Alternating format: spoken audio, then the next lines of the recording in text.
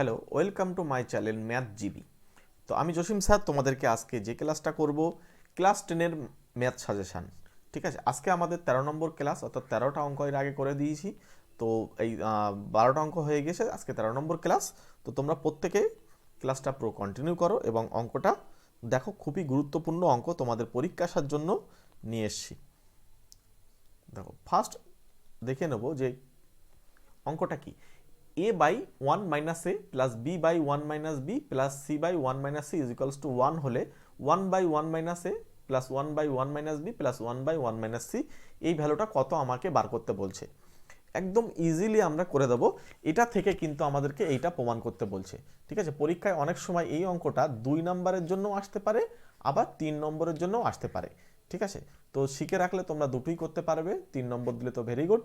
2 নম্বরের অ্যাকচুয়ালি 2 নম্বরের প্রবলেম, কিন্তু 3 নম্বর অনেক সময় এই অঙ্কটা দিতে পারে। জাস্ট একটুখানি শিখে রাখো, 2-5 মিনিটের মধ্যে আমি অঙ্কটা করে দেবো। দেখো, এখানে আমরা কি করব, সবার প্রথমে এই লাইনের পর থেকে আমরা সলভ করছি। প্রথমে আমি এটা যেভাবে আসে সেটাই আমি জাস্ট লিখে রাখলাম। এখানে একটা পদ্ধতি অ্যাপ্লাই করব।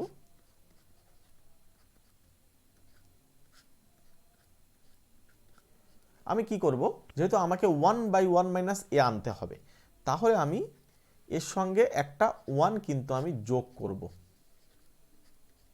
এই 1টা যদি আমি যোগ করি, তাহলে দেখো পরে ভগ্নাংশের লসাগু যেরকমভাবে হয়, লসাগু করার পরে যখন উপরে গিয়ে এটা 1 মাইনাস এ হয়ে যাবে, তখন কিন্তু এই এর সঙ্গে কেটে যাবে। আমি সেটাই চাইছি।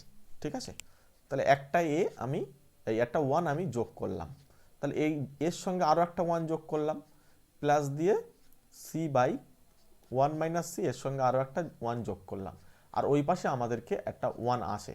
এবার একটা জিনিস খেয়াল করো, আমি এখানে একটা, দুটো, তিনটে 1 যোগ করলাম, তাহলে 1 প্লাস 1 প্লাস 1, বা তোমরা একেবারেও 3 লিখতে পারো, কোনো অসুবিধা নেই। তাহলে এ প্লাস এখানে 1 সঙ্গে 1 মাইনাস এ গুণ হলে 1 মাইনাস এই হয়, অর্থাৎ সেম জিনিসই হয়, নিচেই আসছে 1 মাইনাস এ। পরেরটা দেখো, বি প্লাস 1 মাইনাস বি, নিচেই আসছে 1 minus B, plus C plus 1 minus C divided by আমাদের হচ্ছে 1 মাইনাস সি। আর এই পাশে দেখো আমাদের হচ্ছে কিন্তু 4।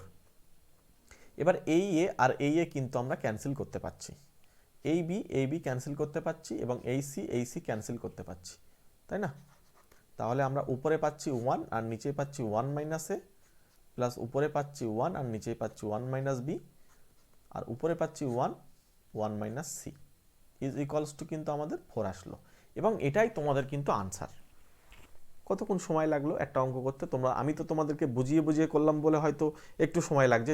যদি এই অঙ্কটা পরীক্ষা আসে, আমি বলবো তোমাদের জানা থাকলে 2 থেকে 3 মিনিটের মধ্যে অঙ্কটা হয়ে যাবে। আমি যেহেতু বুঝিয়ে বুঝিয়ে তোমাদের করছি বলে হয়তো অনেকটা সময় লাগতে পারে, কিন্তু তোমরা যারা জানবে, মানে যখন প্র্যাকটিস করার পরে দেখবে এই অঙ্কটা খুবই ইজি হয়ে গেছে এবং সঙ্গে সঙ্গে হয়ে যাচ্ছে। ঠিক আছে, 2 নম্বরের পরীক্ষা দিতে পারে, আবার 3 নম্বরের জন্য আসতে পারে। খুবই একটা ভালো প্রবলেম এই ধরনের অঙ্ক পরীক্ষা আসার জন্য। তো এটাই আমাদের আনসার। তাহলে এর যেহেতু মান চেয়েছে, সেটাই হলো আমাদের এটা।